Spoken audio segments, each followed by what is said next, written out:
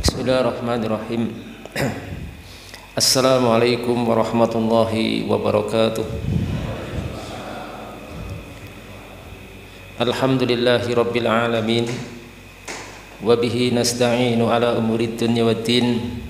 Asyhadu an la ilaha illallah wahdahu la syarika lah. Wa asyhadu anna Muhammadan abduhu wa rasuluh. Allahumma salli wa sallim wa barik ala sayyidina wa maulana Muhammadin wa ala alihi wa sahbihi wa man tabi'ahum bi ihsan ila yaumiddin. Thumma amma ba'd. Masyaallah muslimin, bapak-bapak, ibu-ibu, rekan-rekan sekalian yang kami cintai dan kami muliakan, rahimani wa rahimakumullah wa arsyadakumullahu li ta'atihi. Kita lanjutkan kajian kita pada kesempatan malam hari ini. Kita masih melanjutkan pembahasan tentang karakteristik ataupun kriteria seorang yang mengajak kepada kebaikan. Pada pertemuan yang lalu sudah kita sebutkan beberapa poin tentang karakter yang harus dimiliki oleh kita semuanya saat kita mengajak kebaikan kepada orang lain atau mengajak orang lain kepada kebaikan. Yang terakhir sudah kita sebutkan, salah satunya itu ketika kita menyampaikan sebuah kebaikan,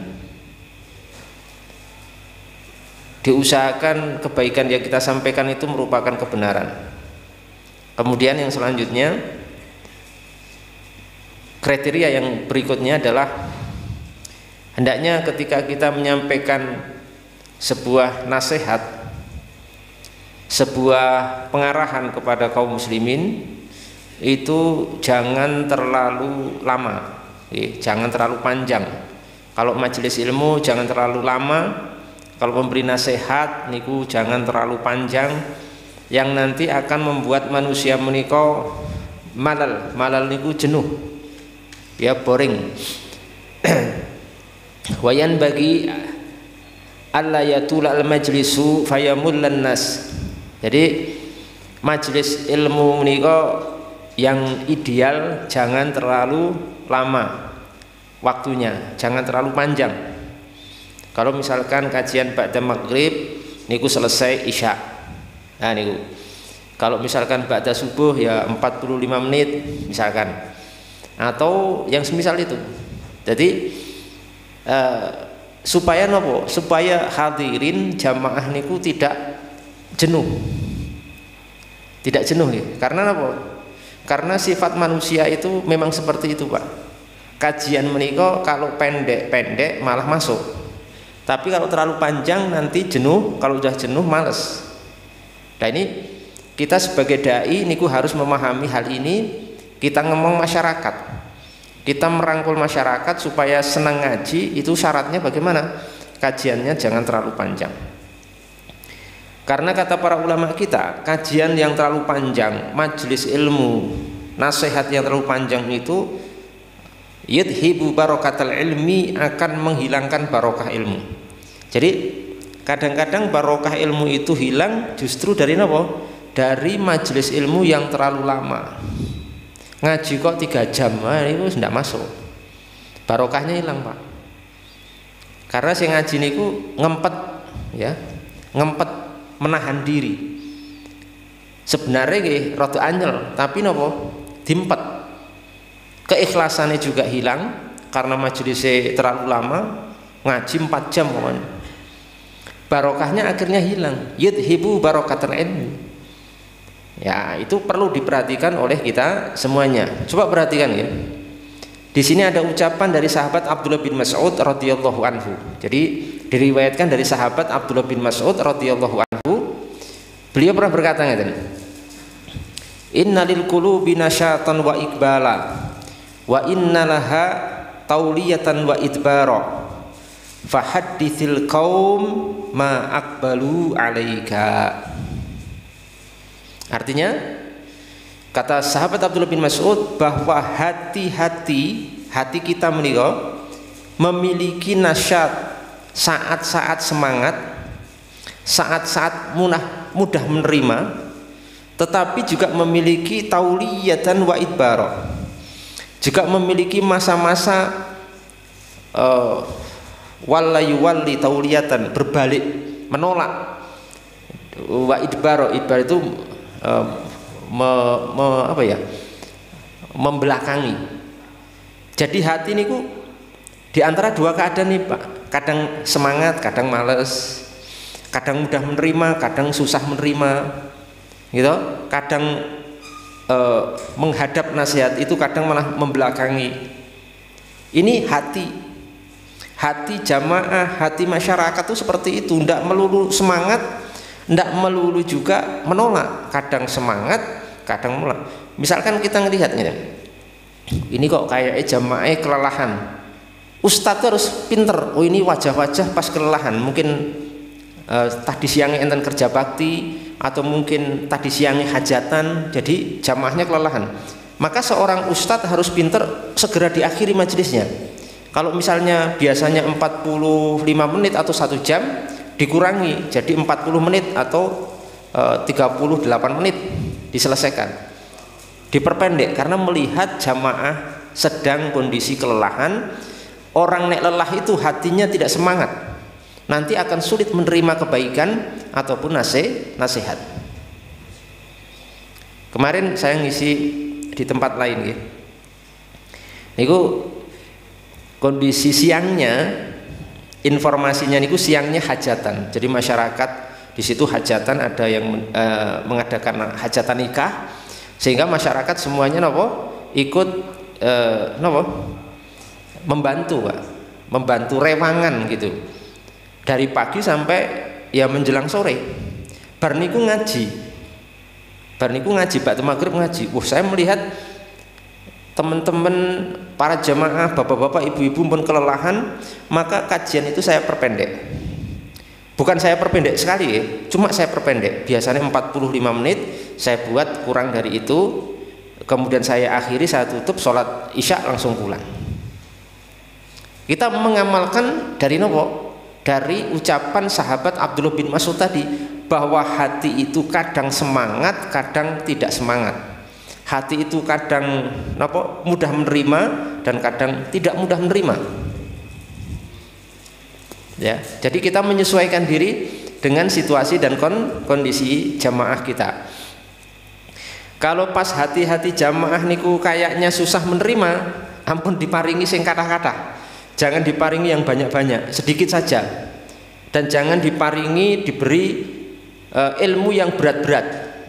Ilmu yang simpel-simpel, sederhana saja. Karena saat itu kondisi hati jamaah sedang tidak baik-baik saja. Misalkan karena banyak yang ternyata punya utang, gitu. Punya utang, atau ternyata panennya gagal, gitu. Panen sawahnya gagal, sehingga sedih hatinya. Nek wong panennya gagal, sedih hatinya niku ngaji nggih mboten masuk, nggih napa mboten? Gitu, susah Pak, karena memikirkan aduh panennya gagal, aduh enggak punya uang, aduh susah gini-gini. Nah itu ngaji harus pinter ya, para ustadz itu harus bisa memahami, bisa mengerti, dan bisa ngomong masyarakatnya supaya semuanya bisa berjalan dengan baik. Kemudian jamaah sekalian, juga diriwayatkan dari Nabi SAW bahwasanya Rasulullah SAW pernah bersabda juga, rawihu al-quluba sa'atan fasa'ah, rawihul quluba sa'atan fasa'atan. Istirahatkan hati itu sa'atan wa sa'atan, sewaktu. Maksudnya maksudnya walaupun ngaji itu sesuatu yang sangat mulia dan bagus, tapi jangan setiap hari ngaji libur. Maksudnya jangan Senin sampai Ahad ngaji terus. Walaupun pengajian itu bagus, Walaupun ngaji itu amalan mulia, tapi jangan kemudian Senin sampai Minggu sampai Ahad ngaji terus. Senin ngaji, Selasa ngaji, Rabu ngaji, Kamis ngaji, Jumat ngaji, Sabtu ngaji, Ahad ngaji. Tidak bisa Pak ngoten niku. Karena hati ini rawihul qulub, istirahatkan hati waktu demi waktu. Nggih. Nek Senin ngaji, Selasa libur. Gitu. Senin ngaji, Selasa Rabu libur. Kamis ngaji lagi, gitu. Jumat Sabtu libur, baru Minggu ketemu ngaji meleh. Seperti itu. Jadi hati itu harus diberi porsi, Pak, diberi porsi untuk juga istirahat. Juga istirahat. Panjenengan saat ngaji, panjenengan saat ngopi ya ngopi. Ampun ngaji terus. Mboten tau ngopi.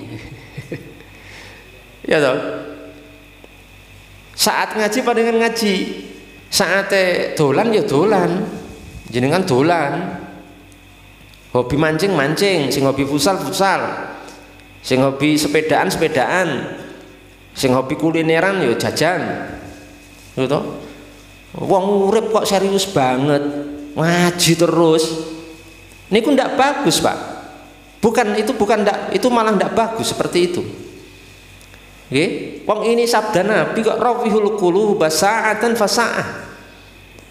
Jadi jangan terlalu serius. Dari pagi sampai malam kok serius terus. Gitu? Zikir terus, baca Quran terus, ngaji terus, itu malah nggak bagus karena hati itu akan menentang. Hati kita itu secara tabiat membutuhkan istirahat, membutuhkan hiburan. Kemarin di tempat lain di Juruk saya dapat informasi dari ketua tamirnya, niku ibu-ibu sudah nabung untuk apa? Untuk acara rekreasi bersama. Ibu-ibu nabung untuk acara piknik bersama, khusus ibu-ibu. Saya bilang bagus itu. Jadi memang kita tidak bisa Pak untuk memaksa hati kita serius terus, memaksa hati kita untuk ibadah terus, memaksa hati kita untuk belajar terus, betul sakit. Tidak bisa, susah. Akhirnya agama itu terlihat begitu keras, begitu berat, begitu kaku, karena seakan-akan kita tidak boleh senang, tidak boleh melakukan hal-hal mubah untuk menghibur hati kita. Nek saya jam belajar Pak, saya jam belajar, jam baca saya membaca. Saya membaca itu banyak, baca buku itu berjam-jam. Mungkin jenengan tidak kuat, saya bisa kuat 4-5 jam sekali duduk, tidak pindah tempat. Saya membaca buku Pak, 4-5 jam saya kuat. Tapi setelah itu saya tidak mungkin terus membaca terus. Jadwal saya istirahat, saya tidur. Nanti jadwal siang saya harus keluar, saya kadang mancing, saya kadang cuma sekedar keluar ngopi, jajan.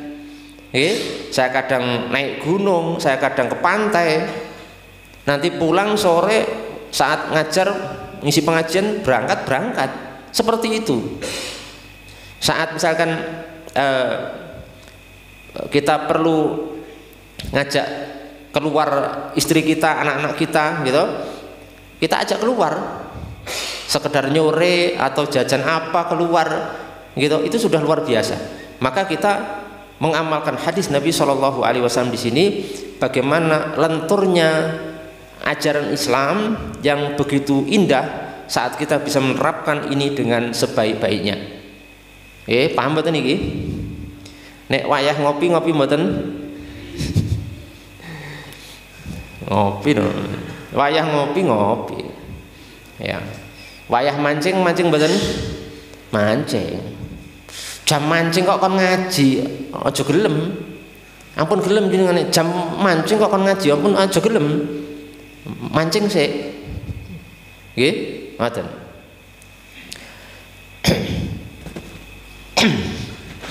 Kemudian yang selanjutnya, kriteria ataupun karakter seorang yang mengajak kepada kebaikan yang berikutnya adalah napa? Bayan bagi lil mudzakir ayyakuna mutawadhian. Hendaknya seorang yang mengajak kepada kebaikan, mengingatkan kepada kebaikan itu seorang yang mutawadhian, yang rendah hati, tidak sombong. Kula jenengan semua, walaupun mungkin panjenengan bukan ustadz, bukan dai, tapi kan mungkin jenengan juga mengajak orang pada kebaikan. Harus menjadi pribadi yang rendah hati, tidak boleh sombong, tidak boleh suka pamer, nggak boleh Pak. Entah pamer ilmu, entah pamer harta, entah pamer jabatan, entah pamer kendaraan, pamer rumah, pamer tanah, pamer emas. Nah, ibu-ibu ngaji mboten sanggo emas akeh-akeh. Nek pengen memakai emas ya cincin satu tok pun cukup. Jangan sampai nopo ibu-ibu menika ngaji kondangan emasnya digawa kabeh. Gelange 5, mriki 5 10. Gitu. Kalunge sikile jika emas, Pak. Sikile niku diparingi nopo? Kalung emas. Aduh. Niki mas berjalan. Mboten sah. Kuwi maksude ngopo to? Sebenarnya nek jujur niku pamer napa mboten? Asline pamer, nek diomongi pamer mboten ngaku. Nek diomongi nek niku pamer ndak ngaku, tapi sebenarnya pamer untuk apa kok? Memakai emas memiliki 10, niki 10 kalung, anteng-anteng sikile dikai emas.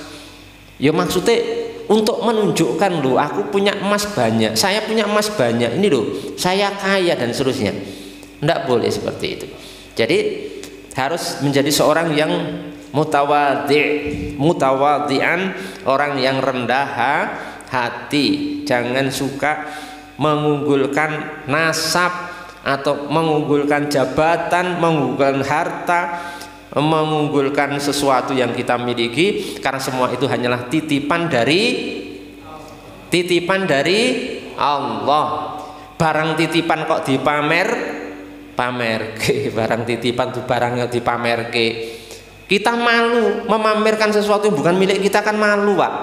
Jabatan, harta kula jenengan kan barang titipan milik sinten? Milik sinten? Allah Subhanahu wa taala. Kenapa kita pamerkan barang yang bukan milik kita? Kita malu kepada Allah Subhanahu wa taala. Ataupun hal-hal lain. Ya, harus tawadhu. Dalam sebuah hadis dalam Sahih Muslim disebutkan apa? Man tawadha'a lillahi rafa'ahu Allahu subhanahu wa ta'ala. Barang siapa yang tawadhu, barang siapa yang rendah hati, barang siapa yang punya sifat rendah hati karena Allah, maka Allah Subhanahu wa taala akan mengangkat derajatnya. Dadi nek jenengan kula sedaya menika pengen derajatnya diangkat oleh Allah Subhanahu wa taala, syaratnya nopo? Malah justru merendah, semakin merendah malah diangkat. Tapi nek orang itu semakin meninggi malah dijatuhkan. Siap mboten niki? Siap mboten niki? Siap nopo? Rendah hati. Masya Allah. Umpamanipun misalnya panjenengan saged membeli mobil baru, wah harga 300 juta. Ngoten iki ya rasa dipamerke napa tantin-tantin mubeng desa. rasa dihubungke desa tantin-tantin. Kita kasihan kepada saudara kita. Jangan suka memamerkan, menampakkan nikmat kepada orang yang tidak punya nikmat, karena itu menyakiti saudara kita. Nek jenengan bar tuku HP baru, jangan dipamerkan ke teman Anda yang tidak punya HP, karena itu menyakiti hati mereka. Hati fakir miskin itu harus dijaga oleh perilaku kita semuanya. Ini syaratnya ya. Syaratnya harus seorang yang rendah hati. Kemudian kriteria berikutnya nopo selain rendah hati? Selain rendah hati adalah linan. Linan itu nopo? Lin itu seorang yang lembut Pak. Jadi orang yang mengajak kepada kebaikan, orang sing ajak dumateng kebaikan, kepada ketaatan menika syaratnya harus lembut. Harus nopo? Lembut. Linan. Ya, lembut. Jangan sampai mutakabbiron, jangan sampai takabur, sombong, wala fawdhon ghalidhon, dan jangan sampai kaku dan keras. Harus lembut. Tutur katanya lembut, perilakunya lembut. Nek ngomong lembut. Ampun keras-keras. Pokoknya sing lembut. Selembut sutra gitu. Selembut apa? Sutra.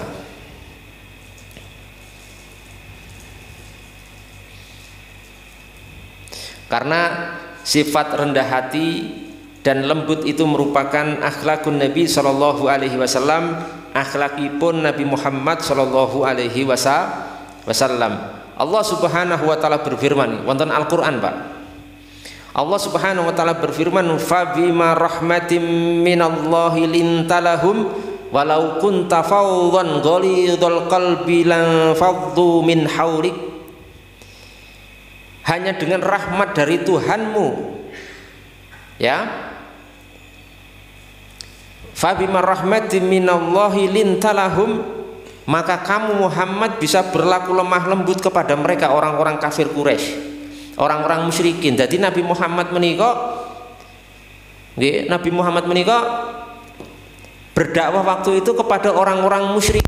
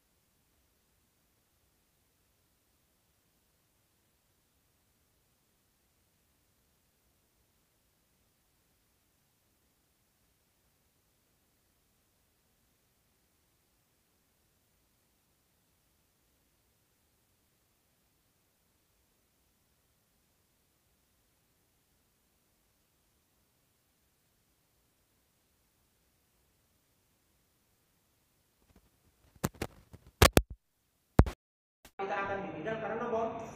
Karena keras. Kita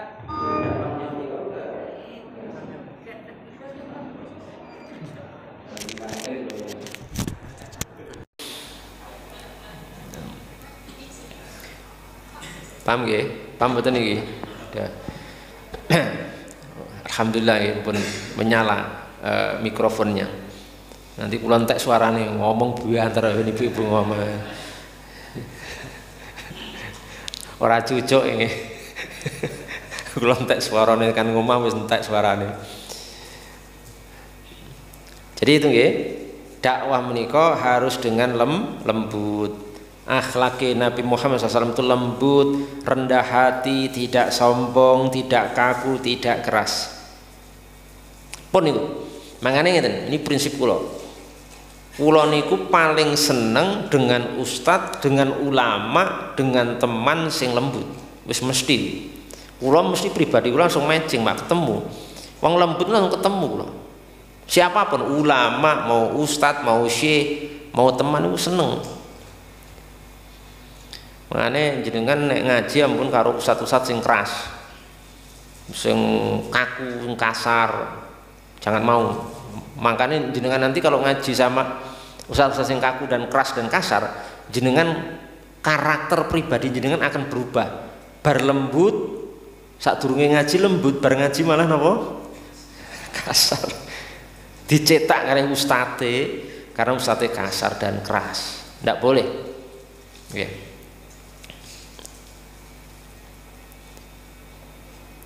Nabi Muhammad SAW menika pernah napa?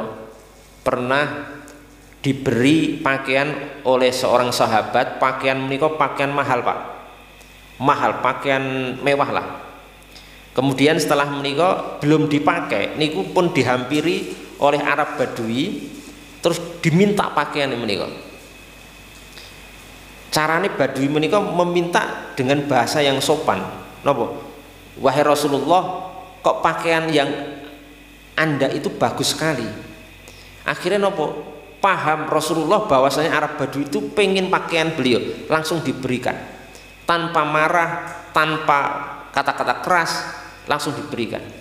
Makanya di zaman itu banyak orang-orang kafir Quraisy yang kemudian masuk Islam disebabkan terhipnotis oleh kelembutan dan kemuliaan akhlaknya Nabi Muhammad Sallallahu Alaihi Wasallam. Maka kalau jenengan harus menampilkan sebagai seorang Muslim, nggih, bapak-bapak, ibu-ibu, apalagi pun ngaji panjenengan harus menampilkan akhlak yang lembut, akhlak yang baik, akhlak yang mulia di hadapan kaum muslimin, bahkan di hadapan orang-orang kafir yang nantinya nopo bisa jadi mereka itu terpikat kepada Islam karena penampilan kebaikan yang kita suguhkan kepada mereka.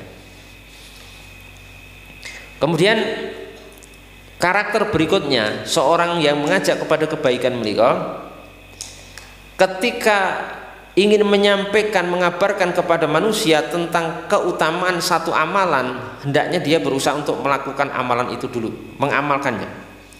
Wa idza arada ayukhbira an-nasa bi syai'in min fadailis shalah wasyami wa shadaqah, nggih, fayan bagi ayak malabihi awalan. Kalau seorang menika ingin menyampaikan tentang satu keutamaan, misalkan keutamaan sholat, keutamaan puasa, keutamaan sedekah, seyogianya orang itu sudah mengamalkan terlebih dahulu. Misalkan saya mengajak menyampaikan keutamaan sedekah kepada panjenengan semua, maka sebisa mungkin saya harus sudah menyampaikan atau mengamalkan sedekah, Pak. Jangan sampai saya sudah menyampaikan keutamaan sedekah, saya sendiri tidak pernah sedekah. Ya, bahasane wong Jawa napa jarkoni. Cuma sekedar menyampaikan tapi tidak bisa mengamalkan. Panjenengan mengajak menyampaikan keutamaan sholat itu begini, keutamaan puasa itu seperti ini, maka kita harus sudah melaksanakan sholat dan melaksanakan puasa. Ya kan itu ujiannya terberat orang dai, ustadz atau seorang yang mengajak niku akan diuji dengan apa yang dia sampaikan. Kita niku kadang mengajak orang sedekah, menyampaikan keutamaan sedekah, maka pertama kali kita harus sedekah dulu. Jangan sampai menyuruh orang sedekah sementara kita tidak pernah sedekah. Disebutkan dalam sebuah ayat. Jangan sampai kita termasuk ayat ini nggih. Napa niku ayate? Allah Subhanahu wa taala berfirman, "Atamurun nasa bil birri wa tansawna anfusakum?" Apakah kamu memerintahkan manusia kepada kebaikan sementara kamu melupakan diri kamu sendiri? Nah, ini ayatnya. Ayat ini harus kita ingat-ingat. Atamurun nasa bil birri wa tansawna anfusakum. Apakah kalian memerintahkan manusia berbuat baik sementara kalian melupakan diri kalian sendiri? Nyuruh orang sholat tapi tidak sholat, nyuruh orang puasa tapi tidak puasa, nyuruh orang sedekah tapi nggak pernah sedekah, nyuruh orang mudah membantu orang lain tapi nggak pernah membantu, dan lain sebagainya. Menyuruh orang berakhlak mulia tapi akhlaknya bukan mulia. Nah, ini penting sekali ini kriteria yang harus kita pahami bersama supaya nopo kita tidak termasuk ayat meniko. Ya, atakmurunan nasa tadi ya, itu berbahaya sekali bagi kita sekalian, ya, bagi kehidupan kita, bagi keberkahan kita sekalian, Bapak Ibu sekalian. Oleh karena itu sebaiknya kita meniko menjadi pribadi yang sederhana. Dalam artinya kadang-kadang ada orang-orang yang ilmunya sedikit tapi masya Allah barokah. Bukan ustadz, bukan kiai, bukan habib, bukan ulama, bukan syekh. Ilmunya pas-pasan tapi barokah. Nopo? Barokah karena diamalkan menjadi teladan contoh untuk keluarganya dan contoh untuk masyarakatnya. Ngaten nggih. Siap mboten niki? Jadi nek panjenengan ngajak sholat, panjenengan harus sholat terlebih dahulu. Panjenengan ngajak puasa Ramadan, maka panjenengan harus puasa Ramadan terlebih dahulu. Panjenengan ngajak ngaji masyarakat, jenengan harus ngaji riyen, harus mengaji dulu. Jangan sampai ngongkon ngaji tapi mboten ngaji. Ya, tadi jarkoni tadi nggak boleh seperti itu. Kemudian kriteria yang berikutnya, kalau seorang ingin menyampaikan tentang hal-hal yang berkaitan dengan tafsir Al-Quran Karim atau tafsir hadis-hadis Nabi Muhammad SAW, tapi ini tingkatan ustadz, tingkatan para ustadz atau ulama. Kita harus paham dulu tafsir Quran itu bagaimana, tafsir hadis itu bagaimana, Pak. Ya, harus paham. Jangan sampai menyampaikan Al-Quran ayat seperti ini tafsirnya ditafsiri sendiri. Min indi anfusihim, dari dirinya sendiri, dari otaknya sendiri. Hawa nafsunya bermain. Oh, ini ayatnya kayak begini maksudnya, ayat ini kayaknya maksudnya begini. Loh, itu bahaya. Karena at-taqawul 'alallahi bila ilmin, berbicara tentang Allah dan agamanya tanpa ilmu, dari dirinya sendiri. Jadi tafsir Al-Quran itu tidak bisa dari diri kita sendiri, tapi harus dari para alim ulama, orang-orang yang memang memiliki ilmu untuk mampu menafsirkan Al-Quran dengan benar. Lah kita kulon jenengan itu bukan ulama, maka ketika menyampaikan ilmu merujuk kepada kitab-kitab tafsir Al-Quran, menafsiri ayat merujuk ke tafsir Al-Quran. Jangan dimaknai dewe, dimaknai dewe kaya ulama padahal bukan ulama. Nauzubillah min dzalik. Menyampaikan hadis Nabi, menika memaknai hadis Nabi itu jangan dimaknai sendiri, tapi napa? Dikembalikan syarah penjelasannya kepada para ulama dalam kitab-kitab syuruhul hadis, kitab-kitab yang menjelaskan penjelasan hadis-hadis nabawi. Oh, ini begini, buka buku ini, buka kitab ini, oh maknanya seperti ini dan seterusnya. Jadi jangan sampai kula panjenengan berbicara semau kita sendiri tentang agama Allah Subhanahu wa taala. Makanya jenengan ngaji hati-hati, nek dijak ngaji rono rene ditelitirin. Nggih, jangan sampai nanti kita malah tersesat, nggih. La haula wala quwata illa billah. Kemudian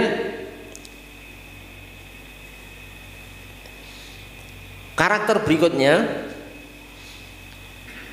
hendaknya kita menika ketika menyampaikan sebuah pembahasan, mengajak bicara seseorang menika, jangan sampai kita menghadap satu orang tanpa kita hadapi yang lain. Jadi maksudnya ngeten, kita misalnya sedang menyampaikan kebaikan nggih, di depan kita ada 5 orang. Niku setiap orang niku harus dihadap, Pak. Wajah kita menghadap, oh ke sini, semua ditengok. Semua dilihat, jangan sampai ngajak orang satu yang ini tidak dianggap, atau ngajak orang yang ini yang lain tidak dianggap. Seperti jadi kita memperlakukan kaum muslimin niku sepadan ya, sama. Panjenengan ten mriki sedaya ngaji ngeten iki nggih, saya rungkepi semua sama, saya perlakukan sama. Ya jenengan berhak saya pandang, berhak saya komunikasi kali panjenengan. Jangan sampai hanya mau ke satu orang tapi yang lain tidak mau. Itu ada karakter-karakter seperti itu. Ya, kadang-kadang ada orang gengsi, kadang-kadang ustadznya gengsi nopo. Nek dengan masyarakat umum tidak mau komunikasi, maunya dengan orang-orang kaya, orang-orang sing pejabat, orang-orang mentereng yang tumpakannya mobil, gitu. Tapi ini kok tumpakannya ontel, tidak mau. Oh tumpakannya pit butut, tidak mau. Tapi kalau dengan orang kaya, semangat, berseri-seri, ngobrolnya semangat. Ya giliran ketemu wong ngaji numpak Astrea 800, wih nggak, wih sopo gue, tidak digubris Pak. Nah ini bahaya, ini karakter ini seperti ini bahaya. Tetap direngko walaupun ini bapak ini, ibu ini bukan orang kaya, mungkin orang yang ya sepele lah, nggak punya jabatan, tompakane, kendaraannya cuma sederhana sekali, ya kita tetap napa rangkul Pak. Bertanya ke kulon jenengan dijawab, dilayani. Kadang-kadang ustadz niku ada tipe ustadz nek sing bertanya numpak mobil semangat jawab, sing bertanya orang kaya semangat. Ternyata ketika sing bertanya jamaah sing belum dikenal terus agak dekil, nggih pakaiannya dekil kayak orang miskin, kendaraannya cuma mungkin ngontel napa naik sepeda motor, nggak semangat, bahaya. Ini karakter dai ustadz seperti ini bahaya sekali. Ini ada indikasi kibr, ada indikasi kesombongan dan ketidakikhlasan kepada Allah Subhanahu wa taala dalam berdakwah. Pilih-pilih, kaya ndak kamu, nek kaya oke, nek nggak kaya no, kurang direspon. Niki sangat berbahaya sekali karakter yang seperti ini.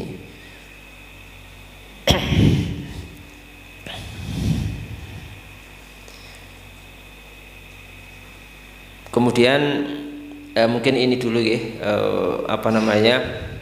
karakter-karakter atau kriteria tentang seorang yang harus dimiliki atau seyogyanya dimiliki oleh orang yang mengajak kepada kebaikan, supaya kula panjenengan bisa barokah dalam menyampaikan kebaikan dan mudah diterima oleh kaum muslimin. Karena dakwah itu bukan sekadar menyampaikan Bapak Ibu, tapi tanggung jawab dan bagaimana kita menjadi sosok teladan bagi umat Islam. Niki ada yang bertanya ya, tentang masalah, tadi ada yang bertanya ke saya niku tentang pisau sembelihan yang di pisau niku diukir bismillah, kalimat bismillah atau la ilaha illallah untuk nyembelih hewan kurban. Ini hukumnya boleh tidak? Jadi pisone menika diukir kalimat bismillah atau kalimat la ilaha illallah atau semisalnya. Terus untuk nyembelih, bolehkah seperti itu? Jawabnya hukumnya tidak boleh, hukumnya haram.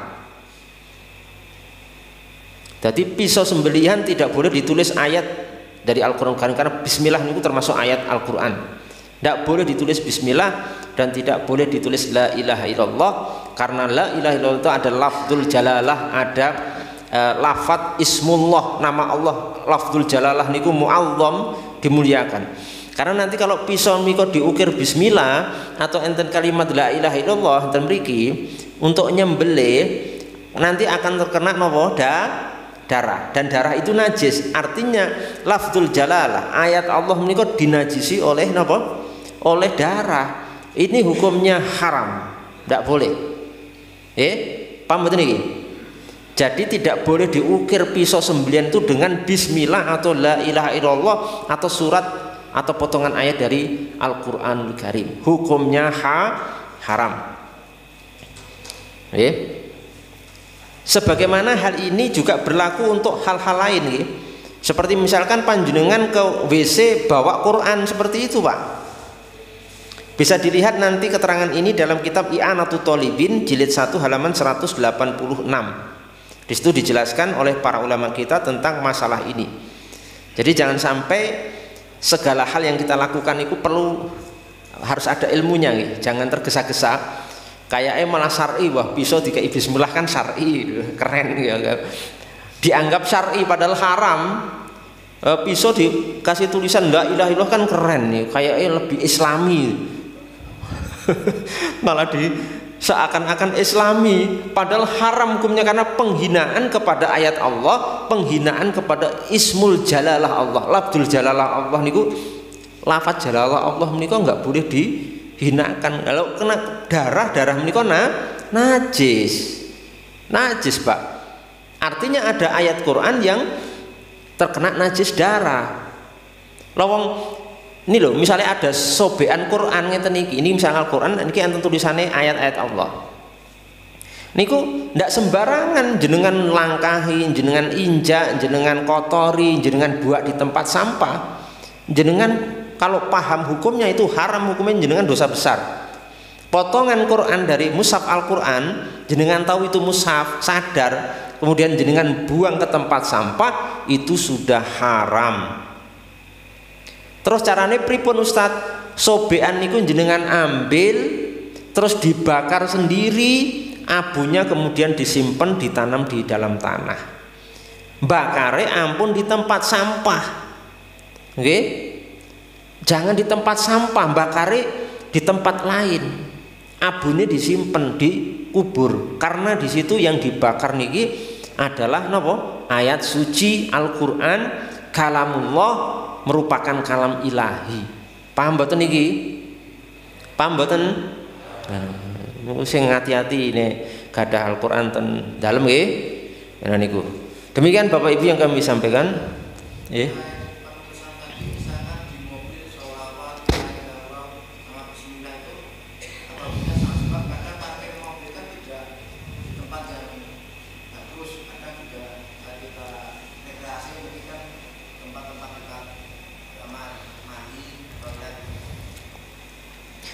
Kalau di mobil-mobil memang saya pribadi sebaiknya dihindari juga menulis ayat-ayat Allah Subhanahu wa taala. Misalkan hadza min fadli rabbi di mobil, karena mobil nanti misalkan kotor dibersihkan, kadang anak nakal munggah mobil diinjak-injak gitu. Kadang kan bisa jadi. Kemudian kadang ke tempat-tempat jelek atau mungkin macam-macam kurang terjaga, maka untuk mobil-mobil itu hindari juga untuk ditulis ayat-ayat Allah. Nggak usah, mungkin mau diberi kata-kata mutiara saja, kata-kata mutiara betul nopo-nopo, kata-kata nopo mutiara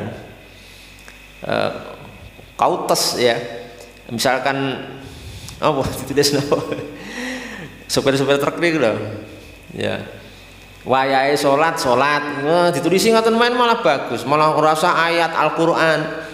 Kecuali mungkin ayat Al-Qur'an menika terjemahannya mungkin aman, di mobil-mobil aman nek terjemahane. Nek ayatnya ditulis di mobil, kaca mobil dan sebagainya itu khawatir nanti tidak dimuliakan. Ya, malah diinjak, malah dikotori. Malah kadang mobilnya nggih napa balapan niku lho sing napa mobil-mobil off-road ya ditulisi lafzul bismillah tapi tinggal off-road, wah dikotori comberan, dikotori macam-macam. Itu nanti menghinakan ayat Allah, menghinakan lafzul jalalah Allah niku tidak boleh. Maka misalnya mriki nggih diberi napa kaligrafi niku di atas, jangan sampai di bawah. Di kaligrafi enten mriki di kaligrafi disendeni. Gitu kaligrafi kok enten mriki. Ngaji disendeni karo bapak-bapak kurang ajar iki. Ndak boleh. Nek ajeng di kaligrafi bagian atas ngoten. Atau di Masjid Nabawi, Masjidil Haram itu di atas, tidak apa-apa. Kalau di bawah bahaya, nanti bisa disendei, wah macam-macam. Anak-anak juga bahaya. Jadi saya tidak merekomendasikan mobil-mobil ditulis ayat-ayat Allah, sekalipun sekedar Bismillahirrahmanirrahim. Sholawat juga, sholawat saya tidak merekomendasi. Karena nanti yaitu tadi ada potensi terhinakan ayat-ayat Allah dan kalimat-kalimat yang seharusnya dimuliakan oleh kita sekalian sebagai hamba Allah Subhanahu wa taala. Paham betul niki? Paham ya? Alhamdulillahirabbil alamin. Demikian, mohon maaf kalau ada kekurangan. Wabillahi taufiq wal hidayah. Wassalamualaikum warahmatullahi wabarakatuh.